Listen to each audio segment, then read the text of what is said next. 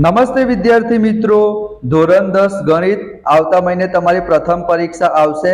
Chapter number 1, 2, 3, 4, 5, 6 એના most important પ્રશ્ન મેં તમારી સાથે ઓલરેડી શેર કરી દીધા છે. આપણે અલગથી પ્લેલિસ્ટ બનાવેલી છે, એનામાંથી જ તમારા પેપરમાં પૂછાશે. આજે આપણે જોવાના છીએ ચેપ્ટર નંબર 7 યામ ભૂમિતિ.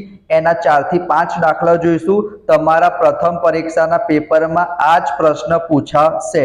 તમારી ચેનલ છે વિદ્યાર્થી મિત્રો, તો ફટાફટ ચેનલને વિદ્યાર્થી મિત્રો સબસ્ક્રાઇબ કરી દેજો.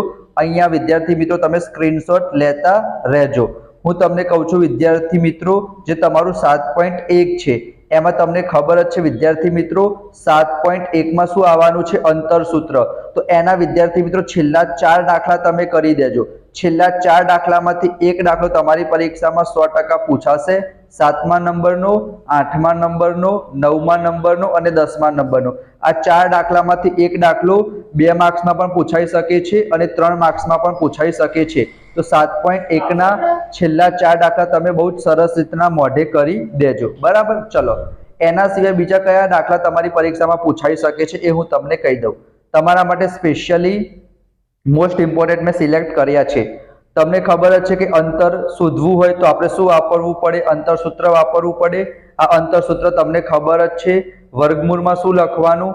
x2 - x1 નો સ્ક્વેર અને શું લખવાનું? y2 - y1 નો સ્ક્વેર. આ અંતરસૂત્ર છે, એ તમને ખબર જ છે વિદ્યાર્થી મિત્રો. એના પછી બીજું શું કરવાનું? તમને બે બિંદુ આપેલા હશે, તમારે શું કરવાનું? એક બિંદુને x1 y1 કહી દેવાનું, બીજા બિંદુને x2 y2 કહી દેવાનું અને તમારે સૂત્રમાં કિંમત મૂકવાની. તો તમને વિદ્યાર્થી મિત્રો શું મળશે? આન્સર મળી જશે. બરાબર? તમે વિદ્યાર્થી મિત્રો સ્ક્રીનશોટ લેવો હોય તો તમે સ્ક્રીનશોટ પણ લઈ શકો છો. બરાબર?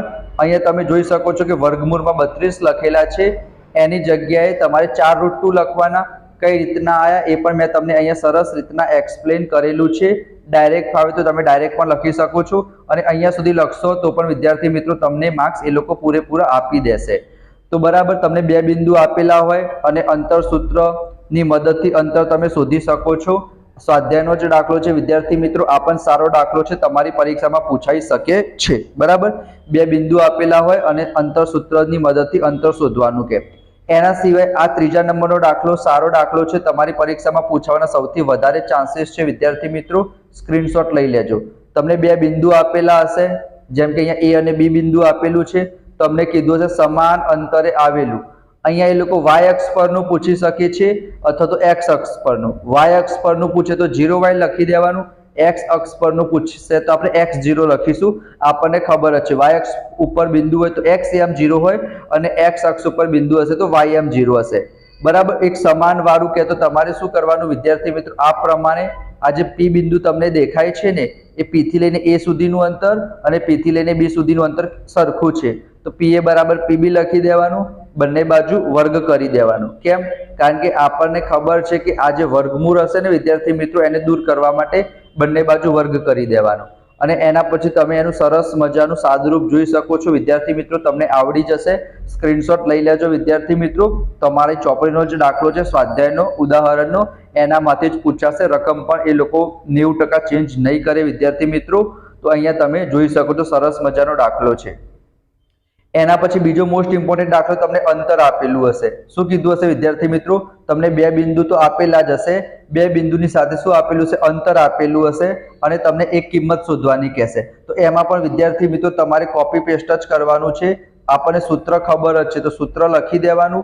આપણને અંતર આપેલું છે તો અંતર કેટલું આપેલું છે? 10. તો આપણે 10 લખી દીધા. આ બાજુ યાદ રાખજો વિદ્યાર્થી મિત્રો, એક બાજુ વર્ગમૂળ હશે. જો જમણી બાજુ વર્ગમૂળ છે અને ડાબી બાજુ વર્ગમૂળ નથી, તો બંને બાજુ આપણે શું કરીશું વિદ્યાર્થી મિત્રો? વર્ગ કરીશું. જેથી શું થશે? વર્ગમૂળ દૂર થઈ જશે. અહીંયા તમે જોઈ શકો છો વર્ગ અને વર્ગમૂળ દૂર થઈ જશે. પછી આ પ્રમાણે તમને એક સ્ટેટમેન્ટ મળી જશે. એને તમે ધીમે ધીમે સોલ્વ કરતા જશો. બીજું ચેપ્ટર જે તમારું છે એનો પણ ઉપયોગ તમારે કરવાનો રહેશે. અહીંયા તમને જો વિદ્યાર્થી મિત્રો એક સમીકરણ મળી ગયું, y² + 6y - 27. તો 27 એકા 27, એના બે ભાગ પાડવાના. તો 9 તરી 27 અને 9 માંથી 3 જશે તો 6 આવશે. બરાબર? જે બીજા ચેપ્ટરમાં આપણે શૂન્ય શોધતા હતા એ પ્રમાણે તમારે શૂન્ય એટલે કે બે કિંમત શોધવાની. y ની કેટલી કિંમત મળશે? બે કિંમત મળશે. અહીંયા તમે સરસ રીતના જોઈ શકો છો. તો યાદ રાખવાનું, જ્યારે પણ તમને અંતર આપેલું હશે એક કિંમત શોધવાની કહેશે, એક્સ વાય એ બી કંઈ પણ કહેશે, બે કિંમત મળશે, બરાબર. આ પ્રમાણે દાખલો ગણવાનો. એક દાખલો મેં તમને કયો કીધું, સમાન અંતરવાળો કીધો. એના પછી મેં તમને એમ કીધું કે અંતર આપેલું હશે, બરાબર. અને એક આ મધ્યબિંદુ વાળો દાખલો પણ તમે કરી દેજો. 2 થી 3 પ્રકારના મધ્યબિંદુ વાળા દાખલા આપેલા છે. એક સમાંતર બાજુ ચતુષ્કોણ વાળો જે મધ્યબિંદુ વાળા દાખલા છે વિદ્યાર્થી મિત્રો 7.2 માં આપેલા છે. તો એક દાખલો મધ્યબિંદુ વાળો તમારી પરીક્ષામાં પૂછાઈ જાય. જેમ કે અહીંયા વર્તુળ આપેલું છે, હું તમને બતાવું. એમાં તમારે શું કરવાનું, અહીંયા તમે જોઈ શકો છો આ પ્રમાણે એક વર્તુળ આપેલું હશે અને કેન્દ્રના યામ આપેલા છે અહીંયા. એના સિવાય એક બિંદુના યામ આપેલા હશે અને બીજા બિંદુના યામ શોધવાના કીધા હશે.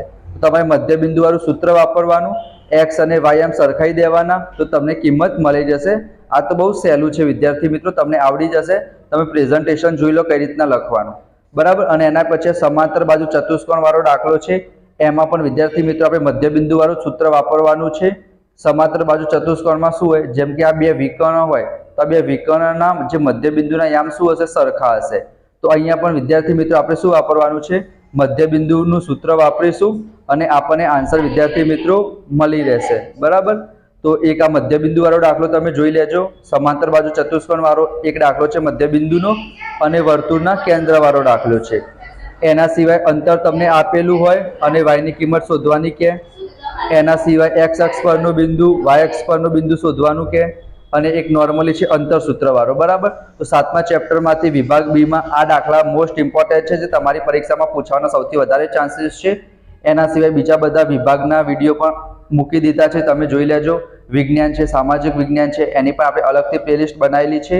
તો મળીશું નેક્સ્ટ વિડીયોમાં. ત્યાં સુધી જય Shri Krishna, Radhe Krishna. Thank you so much.